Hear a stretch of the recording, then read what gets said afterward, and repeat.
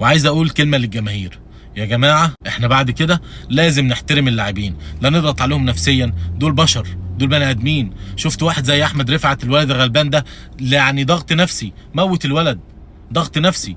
انا بصراحه انا ما عدتش هتحمل ذنب اي لاعب، انا ما عدتش ان انا هاجي على لاعب ابدا. دي لعبه كره قدم، هيلعبوا خساره مكسب، يا نزعل يا نفرح يا نستمتع يا ما نستمتعش يا ما نتفرجش اصلا، او نتفرج واحنا نتحمل. المهم ان احنا مش هنيجي على لاعب تاني. انا اهلاوي وبقول لشيكابالا حقك عليا، انا بعد كده مش هاجي ناحيتك ابدا. وبطالب كل جماهير الاهلي ملهاش علاقه بشيكابالا تاني، لا تضغطوا علينا نفسيا يا جماعه. ممكن بجد احنا نشيل ذنب واحد فجاه ممكن يموت بسبب ضغط عصبي. ويا جماهير الزمالك مالكمش علاقه بامام عاشور، ويا جماهير الاهلي مالكمش علاقه برمضان صبحي، مالكمش علاقه بعبد الله السعيد. سيبوا اللعيبه، اللي يلعب معانا يلعب واللي ما يلعبش ما يلعبش، احنا نشجع انديتنا وبس، مالناش علاقه بحد غيرنا. وبامانه انا نفسي